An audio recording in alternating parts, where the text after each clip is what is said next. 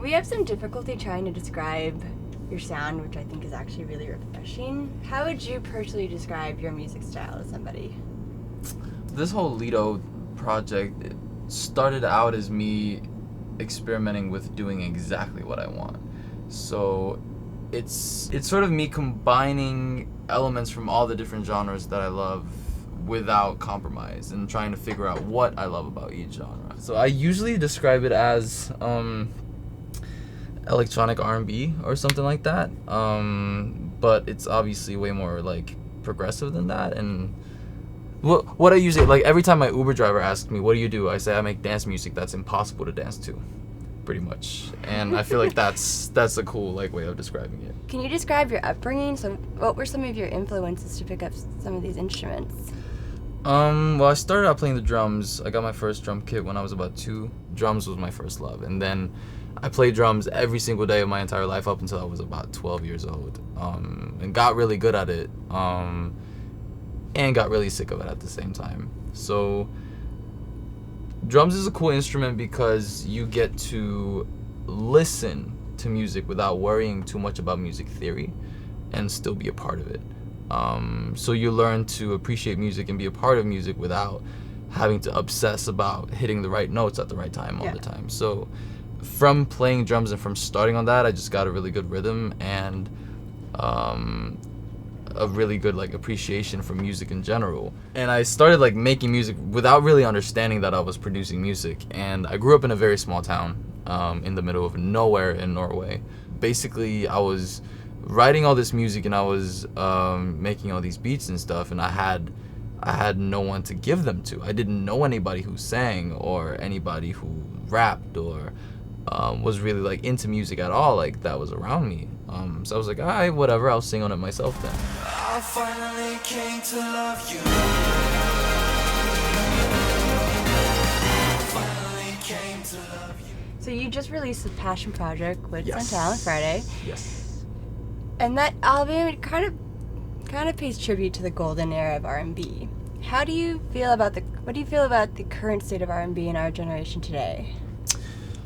R&B is in a very interesting place right now because it took a break for a few years and it didn't have much impact on pop culture for a little bit. And now it's back in a huge way. R&B is really like influencing pop music a lot.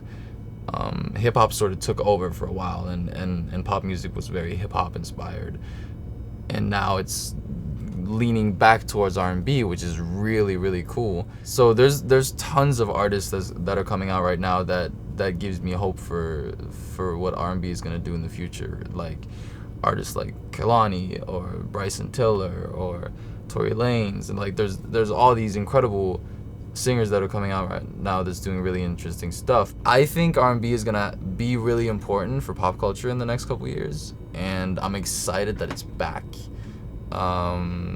It reminds me a lot of like how it was like early 2000s when like bad boy R&B was popping and all that. It's gonna be fun. I'm excited that it's back.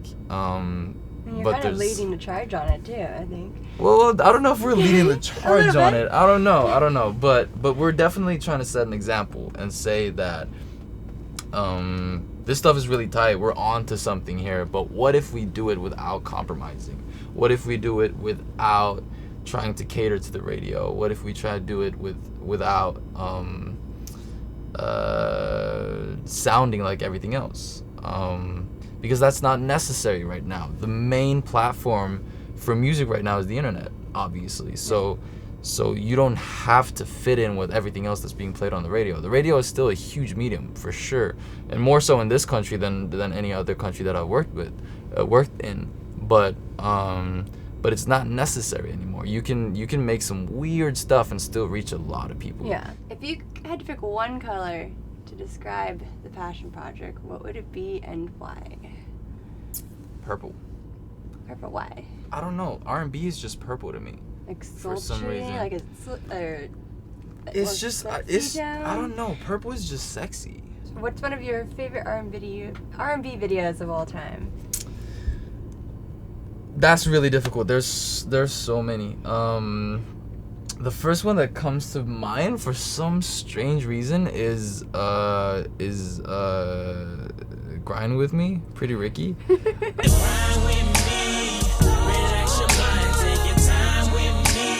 I remember like that made an impact on me when I was a kid.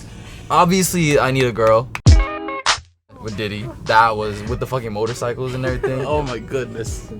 I'm gonna go watch some videos after this for sure.